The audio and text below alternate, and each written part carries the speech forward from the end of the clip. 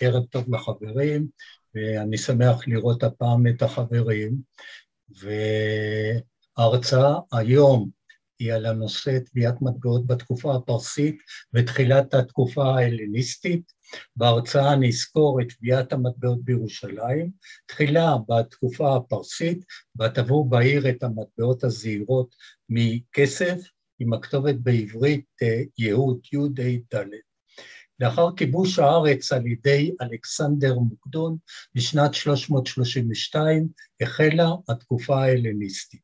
בימי תלמי השני שליט מצרים המשיכו לטבוע בירושלים מטבעות זעירים אוטונומיים, בעיקר עם הכתובת בעברית י' ה' ד' ה', אני מניח שקראו את זה יהודה. ואת המטבעות מהתקופה הזאת אז אני אזכור בהמשך. התקופה הפרסית בארץ ישראל התקיימה בשנים 538 עד 332 לפני הספירה, תחת שלטון מלכי פרס. והתאריכים שאני אזכיר מעכשיו הם כולם לפני הספירה. רק שאם יהיה איזה משהו שונה, אז אני אדגיש באופן מיוחד. לפי המחקר, חלק מהחוקרים טוענים שהטביעה בתקופה הפרסית של מטבעות יהוד, וכן של מטבעות השומרונים, החלה בשנת 375 ונמשכה עד שנת 332. מרד טנס התרחש החל מלבנון, בתקופה הזו השפיע על אופי הטביעה של המטבעות, ולמעשה מטבעות היהודיות העתיקות ביותר הן מטבעות יהוד שנטבעו בירושלים בתקופה זו. לדעתי, הטביעה הראשונה של טביעת מטבעות יהוד התקיימה מוקדם יותר, החל משנת 400-399 לפני הספירה לערך, והושפעה ממרידות המצרים שזכו לעצמאות ופלשו לאזור גם ממרד טנס. המטבעות של יהוד היו מכסף כמעט טהור, בשיעור של לפחות 97.7%, זאת בהשוואה לשיעור של 95.1% מטבעות פלישתו מעזה. המטבעות הזעירים האלה נטבעו בעריכים של אובול, שמשקלם כ-0.6-0.5 גרם, ותת עריכים של חצי אובול ורבע אובול. בירושלים לא טבעו מטבעות מצופות בכסף. עד היום לא נתקלתי במטבע יהוד שמזויף. ובהשוואה אני אתייחס למטבעות מצופות בכסף מהאזור באותה עת. לפי דעתי, מטבעות עם סימני ריבון פרסי, כמו ראש המלך הפרסי עם כתר על ראשו, או התואר פחה שניתן על ידי הריבון הפרסי, הם מעידים שהפרסים שלטו באזור בעת טביעתם. לעומת זאת עובדה שכאשר נדחקו הפרסים מהאזור על ידי המורדים המצריים, בתקופה 399 עד 360, סימני הריבון הפרסי אינם מופיעים על המטבעות. ואני אעבור למצגת. אז כאן אנחנו רואים את שם ההרצאה, טביעת מטבעות בירושלים, בתקופה הפרסית ותחילת התקופה ההלניסטית. איזה סוגיות אנחנו נזכור בהרצאה הזו? שלהי התקופה הפרסית, כלומר 399 עד 332, סקירת מטבעות אזור דרום הלבנט באותה עת, כולל מטבעות חיקוי אתונאי, ואני ארחיב אחר כך, ומטבעות מזויפים שנטבעו באזור באמצעים של אז לגילוי זיופים. הרקע המדיני וסטטוס של מדינת יהוד, סדר הנפקת מטבעות יהוד, מטבעות יהוד עם דיוקני המנהיגים שלהם עליהם, והשפעת מטבעות מטביעת אסיה הקטנה ומטבעות שומרון על סגנון הטביעה. כמו כן, מטבעות אלכסנדר מוקדון באזור דרום הלבנט, ואני אסיים עם טביעת מטבעות י' ה' ד' ה' יהודה בראשית התקופה התלמית. בואו נתאר כאן על ציר הזמן את התקופות שאני אזכור בהרצאה הזאת. כאן זה שלהי התקופה הפרסית של שלטון פרס, לאחר מכן 332 כיבוש ארץ ישראל על ידי אלכסנדר מוקדון, ואני אסיים בתחילת התקופה התלמית.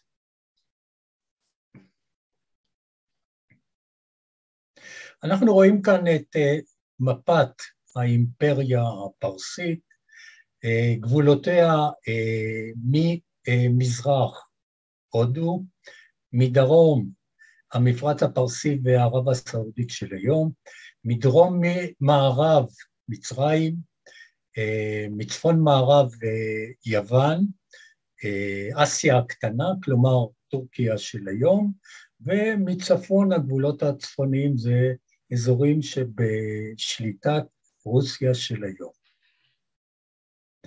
מה היה מצב הפחוות בתקופה הפרסית שאנחנו מדברים עליה בארץ ישראל? אז במרכז אנחנו רואים את פחוות יהוד, כלומר מדינת יהוד, בצפונה פחוות שומרון, שהעיר הראשית בה היא שומרון, מצפון מערב פחוות צידון, שהגבולות שלה יהיו לאורך מישור החוף, עד סביבות פלמחים של היום, מדרום מערב פחוות אשדוד, שכללה את הערים עזה, אשקלון ואשדוד, ומדרומה אדומיה, שהעיר הראשית בה הייתה מרשה. ממזרח לפחוות יהוד, הירדן וים המלח. אלו מקורות כתובים על המצב במדינת יהוד בשלהי התקופה הפרסית עומדים לרשותנו.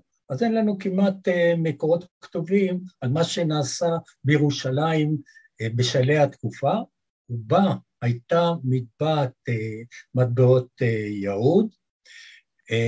כמו כן, על ההתרחשויות קודמות במדינת יהוד, אפשר ללמוד מספרי עזרא. מספרי עזרא ונחמיה ליתר דיוק. עזרא עלה בשנת 458, והנחמיה, הפכה, עלה פעם אחת בשנת 445, וחזר לבבל ושב בשנת 432. מדוע? הוא נועד לחזק את נאמנות האוכלוסייה היהודית המקומית לפרס, כדי לא לחבור למצרים המורדים. עוד מעט אני אפרט יותר על המצב הזה. יש גם ידיעות חלקיות מספרו של יוספוס קדמוניות היהודים, אך עדות מוצקה בעיקר הם מטבעות יהוד, שהם ממקור ראשון, מראים ממקור ראשון על פחוות יהודה בתקופה הזאת. יש לנו מקור נוסף, מקור חיצוני, שהיא איגרת ידניה. האיגרת הזאת נשלחה, שאנחנו רואים אותה כאן בחלק התחתון של התמונה, היא נשלחה מיהודי אלפנטינה, יהודי יב, בדרום מצרים בשנת 408, ושם במקום של מושבה יהודית שהייתה באלפנטינה, גרו שם יהודים, היו בעיקר שכירי חרב לצבא הפרסי, ומה שקרה להם בשנת 411, הרסו להם את המקדש המקומי. הסתבר היה להם מקדש מקומי, המצרים, המורדים, הרסו להם את המקדש, והם פנו הן ליוחנן הכהן הגדול בירושלים, וגם לבגוי פחת יהודה, וגם הם פנו לפחת שומרון, על מנת לסייע להם ולאשר גם בניית המקדש. אז מה שקרה בסופו של דבר, בגוי פחת יהוד ודליה פחת שומרון, אישרו להם ועמדו לסייע להם את אישור בניית המקדש. אולם המושבה הזאת נהרסה בשנת 400, ואז המורדים המצרים הם סילקו את הפרסים ממצרים, ולמצרים היו מאז 60 שנות עצמאות, והם סילקו גם את בעלי בריתם ממצרים, כלומר את היהודים שגרו באי, שהוא נמצא גם בדרום הנילוס, גם גירשו אותם ממצרים. לציין שהכתובות על מטבעות יהוד, השם יהוד שמופיע על המטבע, היא שמה הרשמי של פחבת יהוד. ואנחנו רואים כאן דוגמאות של הכתובת יהוד על המטבעות, שמופיעות על המטבעות י' ה' ד', ולעיתים הכתובת מופיעה משמאל לימין גם י' ה' ד'. כמו כן, הכתובות האלה מופיעות על ידיות של כלי חרס שנקבעו באותו זמן, כפי שאנחנו רואים כאן במספר דוגמאות. שנייה. כמו כן, יש בספר עזרא, יש אזכור של מדינת יהוד, וכך כתוב, ידע אדוני המלך שהלכתי ליהוד מדינתה לבית אלוהים הגדול. נעבור קצת יותר לנומיסמטיקה, אז הדרחמה והטטרדרחמה, המטבע האתונאי היה הנפוץ ביותר באותה עת, וגם לפני כן, המטבע עשויה מכסף, וכאן אנחנו רואים מספר דוגמאות. על צד אחד של המטבע מופיע אתנה, אלא אתנה, על הצד השני ינשוף, או כוס כפי שמגדירים, עם הכתובת אתה של אתונה, ועלי זית. כאן אנחנו רואים מטבע דומה באותה צורה. אלה מטבעות יותר קדומות שנטבעו לפני התקופה הזאת, אבל המשיכו להיות במסחר, כי הערך של המטבע היה הכסף שערכו קבע את הערך של המטבע. המטבעות הקדומים יותר אפשר לראות לפי העין הסגלגלה, כפי מופיע כאן, ובאותה תקופה שאנחנו מדברים בשלהי התקופה הפרסית, החלו לטבוע מטבעות שהעין בצורה זוויתית, כפי שאנחנו רואים כאן. אז המטבע, הטטרדרחמה, הדרחמה, הייתה המטבע מקובלת כדולר של אז, ושימשה במסחר וביבוא ובייצוא, והיה פעילות רבה מאוד. ולפי ממצאי מטבעות אתונאיות, וגם היו חיקויי מטבעות אתונאיות מתוצרת מקומית, הם מסתבר שהיו המטבעות הנפוצות ביותר במחזור באותה תקופה. והמדינות באזור, למרות הכל, לא השתמשו רק בדרחמות האתונאיות, אלא יצרו מטבעות משל עצמם חיקוי אתונאי בעיצובים ועריכים שונים. אז כאן אנחנו רואים מטבע טטרדרחמה מצרית, עשויה באותה מתכונת, אבל מופיע כאן שם השליט, הפרעה המורד המצרי. כאן מטבעות שנטבעו בעזה, יש כאן שתי דוגמאות, מופיע כאן הסימון של האל מרנס על המטבעות, כפי שאתם רואים, מופיע על כל המטבעות האלה ממש חיקוי של מטבעות אתנה, ואף כתוב אתה על המטבעות.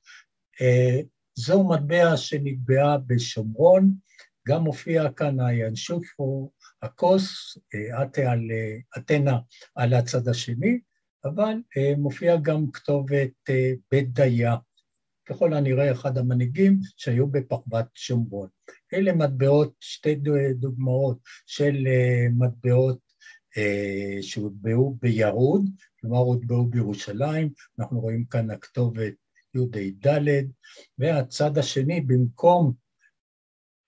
במקום עלי זית שמופיע על מטבעות אתונה, מופיע כאן השושן, עוד מעט אני ארחיב על זה, זו מטבע שהוטבעה בדרום ערב הסעודית של היום, ונעבור הלאה. לעסקאות גדולות באזור שימשו גם במטבעות בעריכים גבוהים, כמו דריק פרסי מזהב, כפי שאנחנו רואים כאן שמשקלו 8.4 גרם, וזיגלוס מכסף שמשקלו 5.5 גרם. על המטבעות האלה רואים את המלך הפרסי עם קשת בידו, למטבע מזהב אנחנו רואים את מלך פרסי עם כתר על ראשו וחנית בידו. לפי דעתי, עד היום כמעט שלא מצאו שום מטבע מהטיפוס הזה בארץ. היו גם טיפוסי מטבעות נוספים במחזור, אלה מטבעות שנטבעו והונפקו בעזה, אלה באשקלון ואלה באשדוד. מופיע כאן הכתובת א' ש' ד' ד' אשדוד, כפי שאנחנו רואים כאן. מטבעות נוספים שהיו במחזור הם מטבעות הצידוניות. כל המטבעות שהבאתי כאן לדוגמה, במקרה הם מטבעות זעירים מכסף של משקל כ-0.6-0.7 גרם.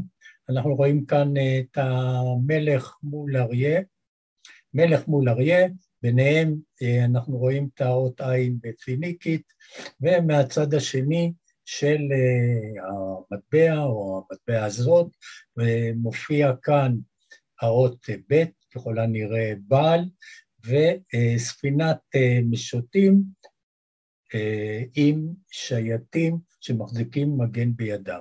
עוד מטבע צידונית שאנחנו רואים כאן, אנחנו רואים גם מלך מול אריה, אבל האותיות מ' ז', מזדי שהיה סטרא. והמטבע הזאת, הזעירה, רואים כאן את מלך פרס, כידון בידו, ובידו השנייה קשת. עבור למטבעות מקומיות שנטבעו בשומרון, כידוע, כפי שאמרתי, שומרון הייתה מצפון למדינת יהוד, גם שם טבעו די הרבה מטבעות של חיקוי האתונאי, כפי שאנחנו רואים כאן. כאן למשל אנחנו רואים כתובת של אחד המנהיגים שהיו בשומרון, בדיה, ולמטבע הזאת אנחנו רואים כאן כתובת שמרי, שם הפחווה, שם העיר שומרון. בשומרון גם טבעו חיקויי מטבעות, אין קיליקים ואין צידונים, זו מטבע של חיקוי, זו מטבע של, אלה שני צדדים של המטבע, וזו מטבע חיקוי של מטבע קיליקית, כפי שאנחנו רואים כאן את המטבע המקורית, וזו מטבע של חיקוי של מטבע צידון עם האותיות מ' ז' מזדי, כפי שמופיע גם על מטבעות צידון. ייתכן מאוד שהעיר צידון, שהייתה העיר נמל, שימשה כעיר הנמל של שומרון, ולמה חיכו מטבעות קיליקיות? הגיעו כאן כנראה, ככל הנראה באמצעות מסחר עם ערי קיליקיה, או שהעסיקו בשומרון אדם, אומן שהיה מקורו, שכרו אדם שמקורו היה בקיליקיה, טרסוס וכיוצא בזה. זו מטבע של צור, אנחנו רואים כאן ינשוף, כאן מופיע השרביט, שוט, ומהצד השני סוס ים. כל המטבעות האלה הם מכסף. מדרום לפחוות יהוד, כפי שאמרתי, הייתה אדומיה. בדומיה יצרו מטבעות בסגנון מיוחד, כאשר על צד אחד של המטבעות אנחנו רואים את החיקוי האתונאי שמקודם דיברנו, ומה שאופייני למטבעות האלה שיש להם מהצד השני כאין כיפת כסף. אנחנו רואים כאן על שלושת המטבעות האלה את הדוגמה הזאת. מה שקורה הייתה באותה עת, וגם לאחר מכן, תופעה של זיופי מטבעות כסף בשווקים, והיו בדיקות לתכולת הכסף. גם היום יש זיופים, היום זה על שטרות יותר. אז אנחנו יודעים שמטבעות שהיו נהוגות באותו זמן, ערך הכסף שהיה הערך שלהם, היה פי כמה מאשר ברונזה. מה עשו הזייפנים? יצרו את התשתית של מטבע מברונזה, ואנחנו רואים כאן שאריות של ציפוי הכסף שהיה על המטבעות. אנחנו רואים את זה בצורה יותר בולטת על מטבע של אלכסנדר מוקדון, שעל צד אחד רואים את זהוס עם ציפור, והצד השני טרקלס עם אור אריה עליו, אבל עם ציפוי שלמעשה חלקו התקלף, ואז רואים את התשתית ששימשה את הזייפנים כדי להרוויח מכל הפעילות הזאת. מטבעות ייעוד, כפי שאמרתי בהתחלה, לפי הידוע לי, אף מטבע לא התגלתה שהיא מצופה בכסף, אלא המטבעות היו על טהרת הכסף ממש. וכאן משום מה, למטבע הזעירה הזאת של ייעוד, נתנו טביעות מכות איזמל משני צידי המטבע. הנה אנחנו רואים כאן את המטבע בגודל קצת יותר קטן, רואים שהקישו את המכות איזמל. מדוע עשו את זה? יכול להיות שמישהו בכל אופן לא האמין שכל המטבעות הם על כסף טהור. וכאן אנחנו רואים מטבע מזויפת, שצד אחד של המטבע הוא ממש מושלם, גם הצד השני הוא כמעט מושלם, אלא שכאן התקלף הכסף כנראה מהקורוזיה של הברונזה, ונחשף שהמטבע מברונזה. אלמלא כך, היינו חושבים בכל אופן שהמטבע עשויה מכסף. מטבע זו, הדרחמה הזאת, טבעו אותה עם טביעת רכב, כאשר התביעה F(X) היא שקועה לתוך המטבע, כך שניתן לראות על הקירות של המטבע את התכולה של הכסף. למרות הכל, מישהו, אחד הסוחרים או מי שחסך באמצעות המטבע, נתן לה עליה מכות איזמל מהצד השני, והבחין בסופו של דבר שהמטבע עשויה מכסף. מה היה הסטטוס המדיני בארץ ישראל ובמדינת ייעוד בשלהי התקופה הפרסית?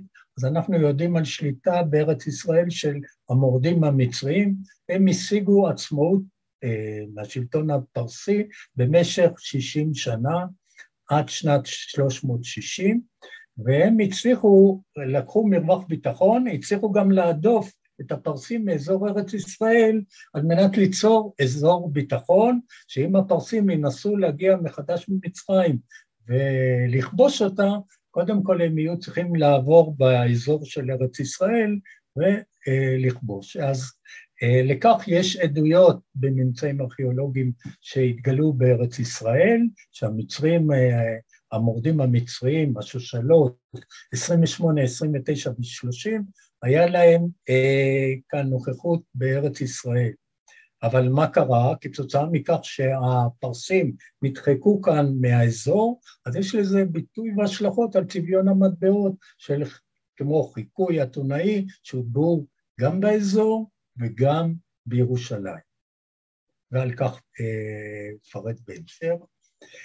אז יש לנו כאן טבלה עם הפעילות המדינית שהייתה באותה תקופה.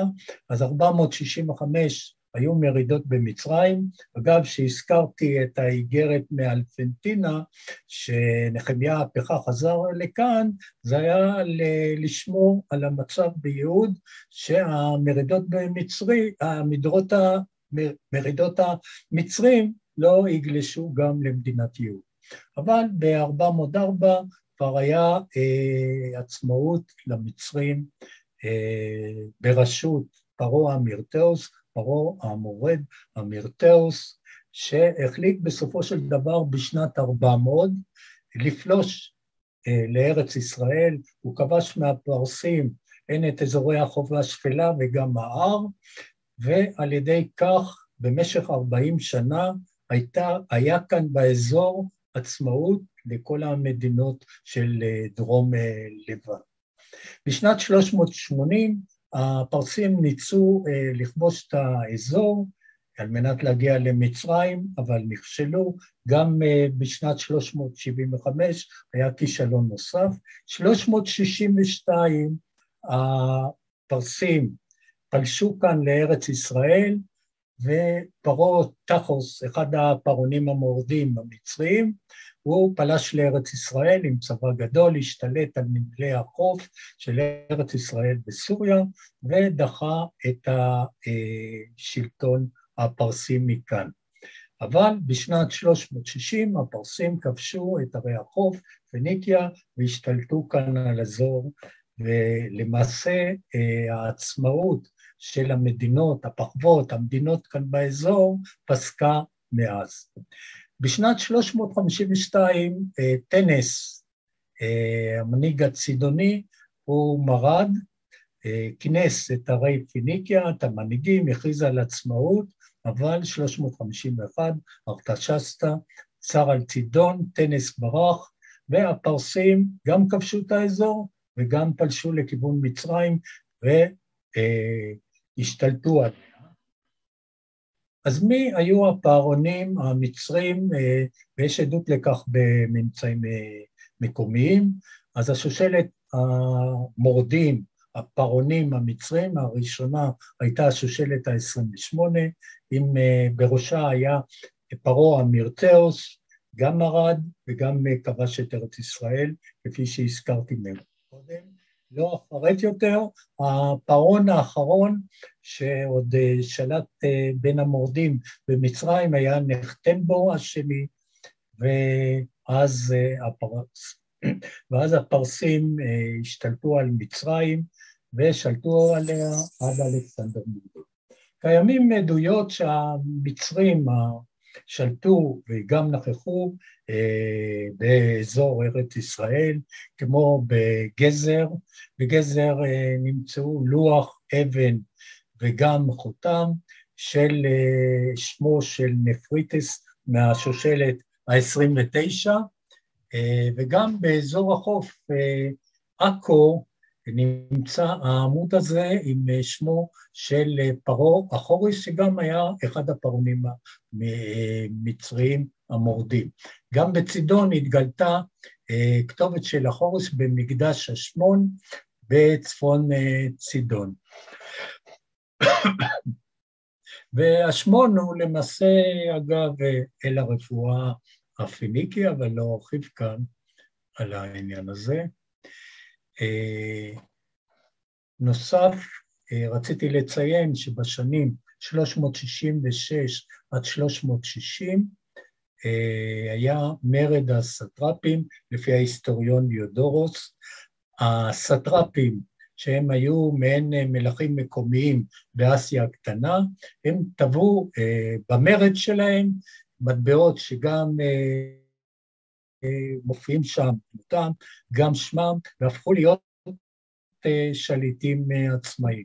הבאתי כאן שתי מטבעות, אחד של הסטרפ בזוס, והשני של פארמה בזוס, ולא אמשיך לפרט על זה, אבל מה שרציתי לציין, שההשפעה של התביעות האלה, של דמויות המנהיגים באסיה הקטנה, שמות על המטבעות של המנהיגים, הן מאסיה הקטנה, שככל הנראה גם מספר דוגמאות הגיעו מאסיה הקטנה גם לאזור, וגם ממצרים ראינו שמופיע שם שמות המנהיגים המורדים המצריים, השפיעו גם על התביעה המקומית. כמו בשומרון, אנחנו רואים כאן מטבע של חיקוי אתונאי, עם הכתובת חנניה משומרון, שחנניה היה אחד המנהיגים שם, לא יודע אם כהן גדול או לא.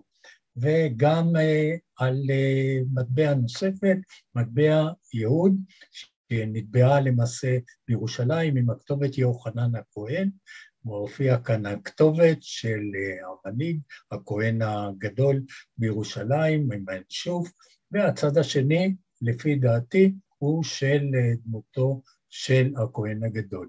ידוע לי שיש מצווה מן התורה, שלא תעשה לך פסל בכל תמונה, אבל ככל הנראה לגבי מטבעות, שימוש במטבעות, החליטו באותו זמן על הקלה מסוימת, החרגה מהמצווה הזאת, כי כל הזמן עברו לידי האוכלוסייה והרשויות כאן מטבעות זרים שמופיעים עליהם גם פסל, תמונות וכיוצא בזה.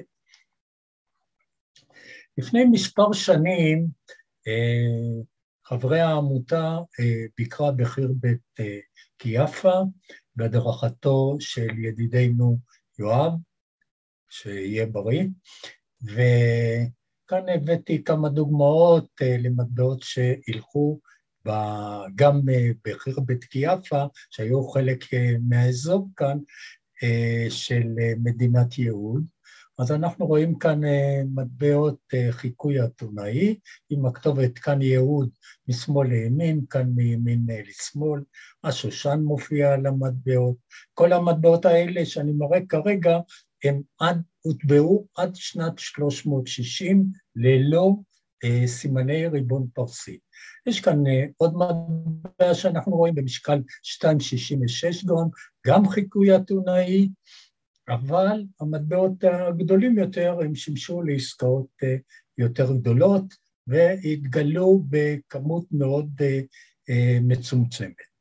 לאחר 360 טבעו ביהוד מטבעות שהיו כבר עם הריבון הפרסי, שהפרסים הרי חזרו, השתלטו כאן על האזור ודאגו שיהיה גם סימן לריבונות שלהם כריבון.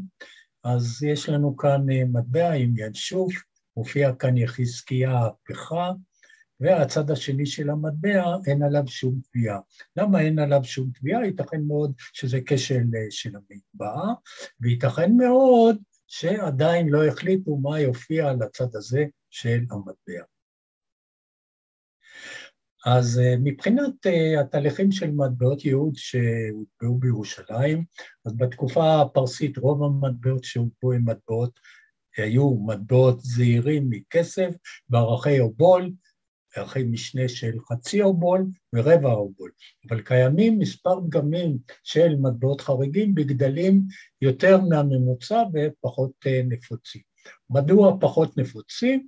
ייתכן מאוד שהם היו בהתחלה בשימוש בכמות הרבה יותר גדולה, אבל בגלל כפי שאני אזכיר לכם בהמשך, שנכנסו למחזור מטבעות של אלכסנדר הגדול, החליטו רבים שהיו בידם המטבעות היותר גדולים, להמיר אותם ולהחליף אותם למטבעות של אלכסנדר הגדול. אז כאן אנחנו רואים מטבע חריג ששמור במוזיאון הבריטי, אנחנו רואים כאן שמופיע כאן גבר, מנהיג מקיליקיה, סגנון קיליקי של המטבע, חבוש, כובע קורינטי, ועל הצד השני של המטבע אנחנו רואים אל על מרכבה מקונפת וכתובת בארמית. בהתחלה חשבו שהכתובת הזאת היא יהודי ו', אבל פרופסור סוקניק בשנת 1934 תיקן את הפענוח של הכתובת הזאת ליהודי ד', ומידלברג תיארך את המטבע שהיא משנת 360 לפני הספירה, וקושר אותה למטבעות פלישתו ערביים שנטבעו בארץ ישראל. לדעתי, המטבע הזאת היא אב טיפוס של הצעה למטבע שלא אושר להנפקה על ידי או מטבעת יהוד, או השלטונות או המנהיגים של יהוד באותו זמן. מטבע נוספת, מטבע יהוד נוספת, היא מטבע עם דמות אישה, אנחנו רואים כאן עם צמות, משקל המטבע 3.54 גרם, הכתובת יהוד מופיעה כאן בארמית, האיקונוגרפיה בהשפעה פלישתית. השאלה היא, האם הדגם הזה הוצב במטבעת ירושלים או מטבעת עזה? אבל גם אפשר להביא בחשבון שמטבעת ירושלים, שעל הכסף, יכלה לזכור שירותים של אומן שידע לצייר גלופות, רושמות ממטבעת עזה, וזה השפיע על עיצוב המטבעות. אז ההשערה שלי שייתכן שהמטבע גם שימש אב טיפוס למטבע שלא אושר להנפקה. ואנחנו רואים כאן מספר מטבעות יהוד בעריכים יותר גדולים של מוזיאון ארץ ישראל, של 3.41 גרם, 2.85, זו המטבע בחרבת קיאפה, ויש כאן עוד דוגמה של מטבע שהכתובת משמאל לימין, במשקל 2.70 גרם. דיברנו מקודם על מטבעות חיקוי האתונאי שהיו מקובלות על ידי המצרים המורדים, אז אנחנו רואים כאן מספר דוגמאות של מטבעות יפות מאוד של טטרדרחמות שטבעו הפרעונים המצרים, עם שמם בצידי צד ימין של הינשוף, כפי שאתם רואים כאן. העיצוב של מטבעות יהוד עברו כל מיני שכלולים בהדרגה והשתנו במהלך התקופה.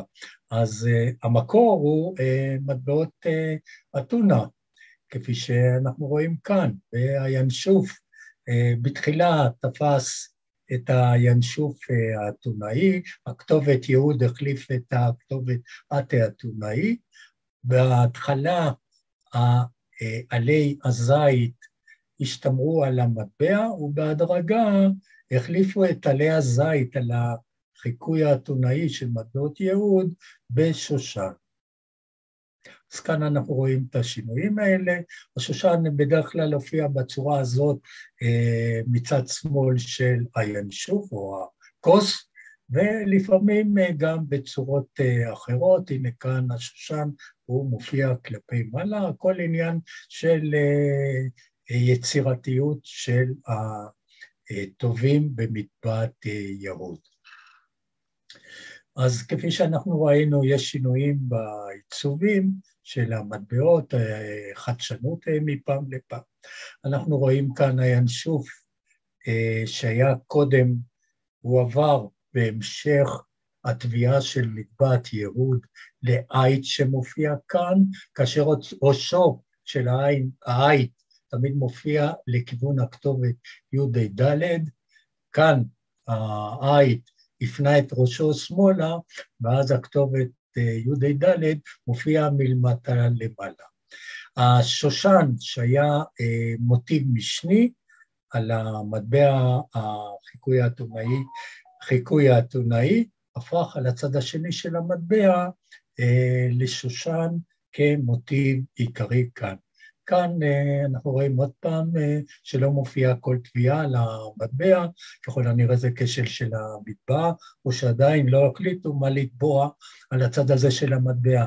אם זה בתקופה אחרי 360, אז היה צריך להיות כאן סמל של הריבון הפרסי, ראש הריבון הפרסי.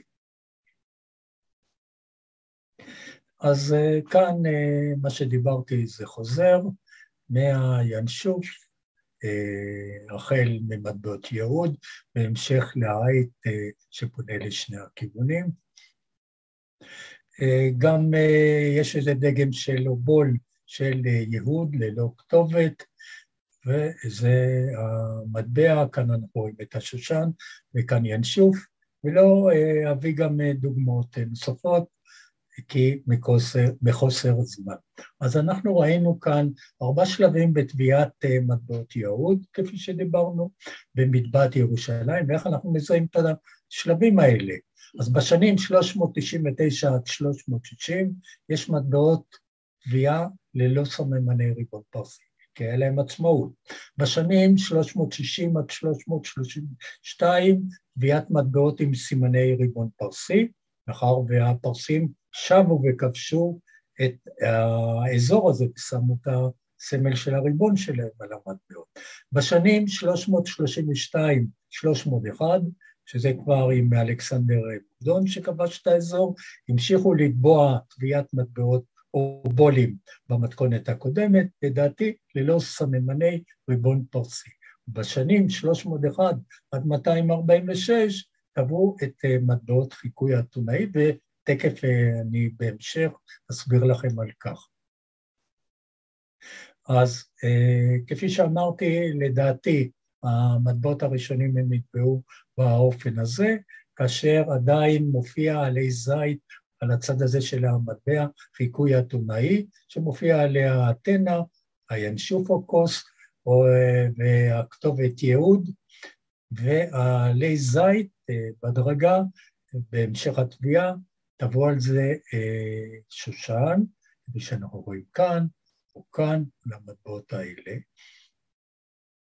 בהמשך, דיוקני מנהיגים של חיקוי מטבעות של אסיה הקטנה, שייתכן שהגיעו לכאן, ייתכן שיוצרי רושמות מטרסוס או מקיליקיה או מאסיה הקטנה, הגיעו לכאן והשפיעו על התביעה של מטבעת יהוד. אז כאן אנחנו רואים על המטבע, לצד אחד של המטבע, חיקוי האתונאים, הכתובת, יהוד, שושן וינשוף, בצד השני אנחנו רואים כאן דמות של מנהיג, לא יודעים מה שמו, בצורה אנונימית.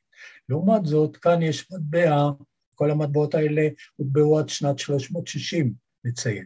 כאן מטבע עם חזקיה, עם חיה דמיונית, ואנחנו רואים כאן ראש של, לדעתי, ראש של המנהיג חזקיה. מטבע נוספת, שתבוא באותה עת, עם מטבע עם מנהיג אחר בשם יהודה, שגם טבע את שמו על המטבע, ועל הצד השני של הינשוף, אנחנו רואים כאן את שם הפחווה או שם המדינה, יהוד, והדיוקן שלו. גם אני עוד פעם מראה מטבע של יוחנן הכהן, והדמות של יוחנן שמופיע כאן. בהמשך, ולקראת, בשנים האחרונות נראה לי, לקראת 360, עוד היה עצמאות לפחוות יהוד, טבעו מטבעות עם עית על צד אחד של המטבע, והכתובת יהוד, כפי שאנחנו רואים על 4 הדוגמאות שכאן. יצאו כאן כ4 סדרות של מטבעות, האחת עליהם מופיע שושן, השני כאן מופיע אוזן, יכול להיות שהשם אלוהים ישמע את תפילת המאמינים, על דגם נוסף מופיע שופר שהיה בפולחן, ודגם נוסף מופיע כאן קערת קטורת, ייתכן מאוד שמופיע כאן נר התמיד שהיה במקדש ומוזכר כמה פעמים במקורות. מופיע כאן, אנחנו רואים עוד פעם את הדוגמאות של העיל הצד אחד, ודוגמאות של הצד השני של המטבע, וכל זה עד שנת 360. אז לסיכום השלב הזה, אז אנחנו רואים כאן את המטבעות שאנחנו דיברנו. אלה מטבעות שככל הנראה לא אושר על ידי המטבע או הרשויות לתביעה, כי יש רק מטבע אחד מכל סוג. כאן הם מטבעות בעריכים גדולים יותר, ואלה כל יתר המטבעות שדיברנו, וכל זה מטבעות ללא סימני ריבון פרסי, בשנים 399 עד 360. רק שנייה. רק רגע. גרון ניחר.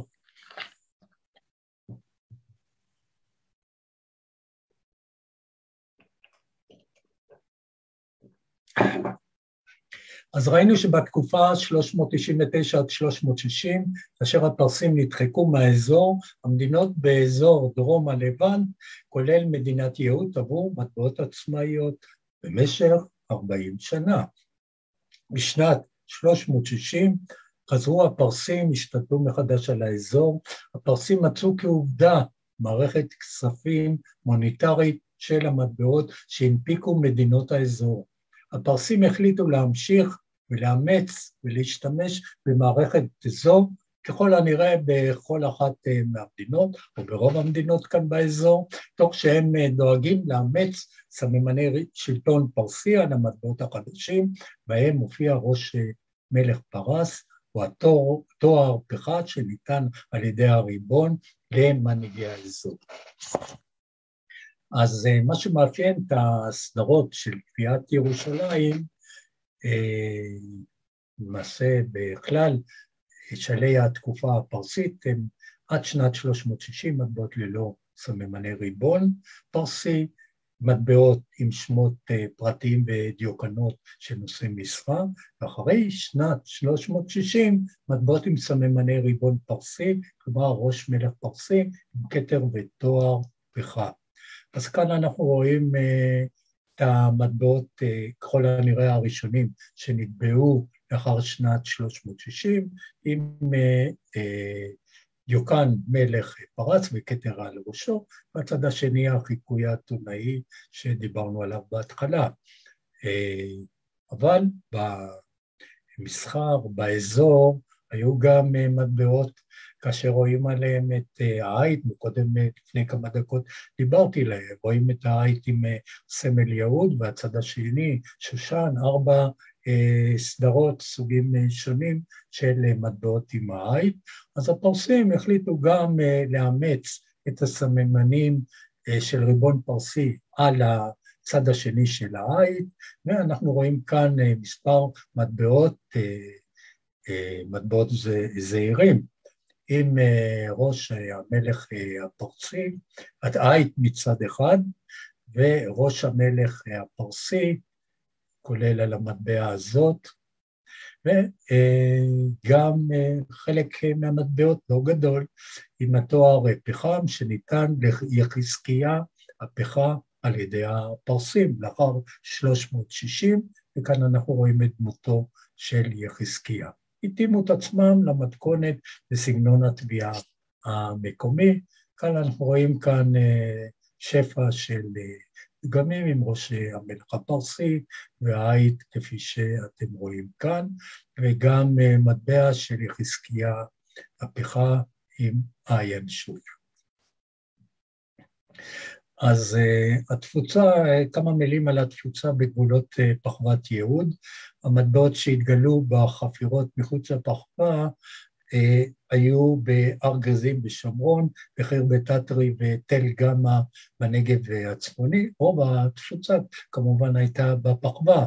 גם במטמון של 8 מטבעות יהוד שהתגלו ברמאללה, התגלה אובול מאשקלון, וככל לא נראה זה כתוצאה מפעילות מסחרית, שהיו גם פעילות כלשהי בין הפחוות.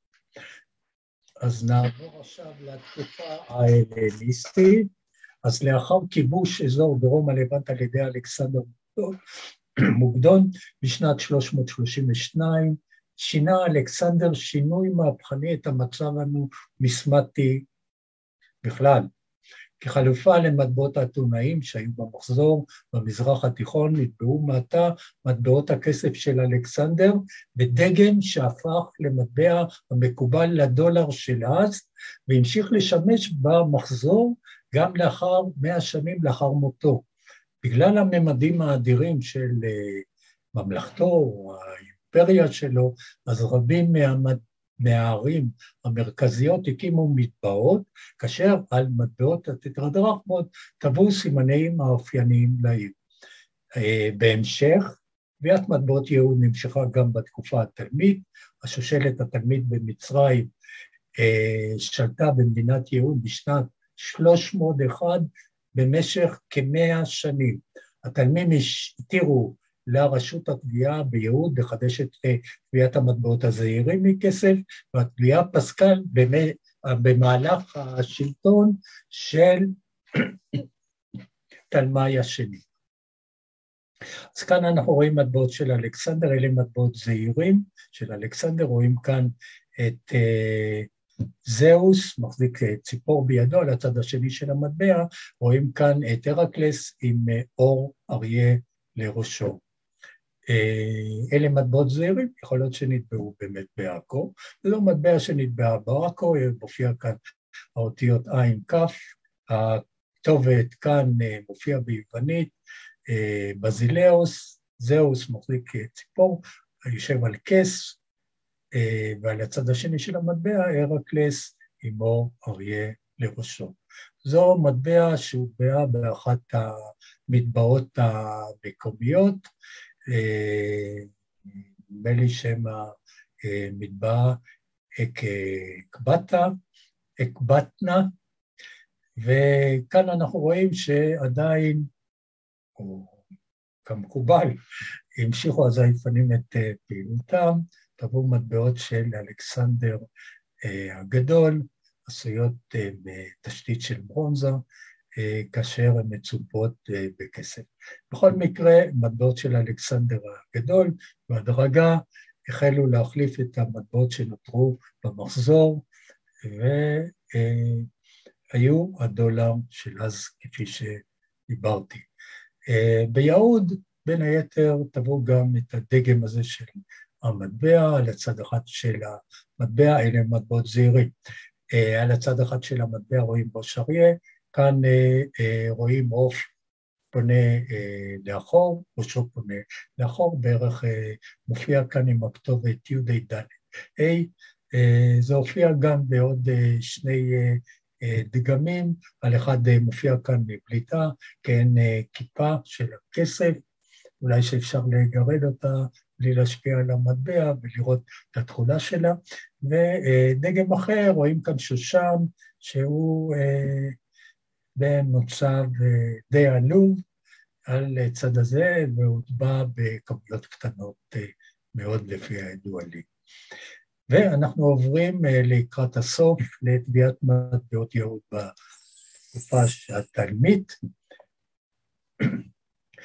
אז כאן אנחנו רואים מספר מטבעות שהובאו ככל הנראה בתחילת התקופה, אחרי שנת 301 באישור תלמי, כאשר אנחנו רואים על צד אחד של המטבע את העית התלמי, כפי שמופיע כאן, עם הכתובת י"ד.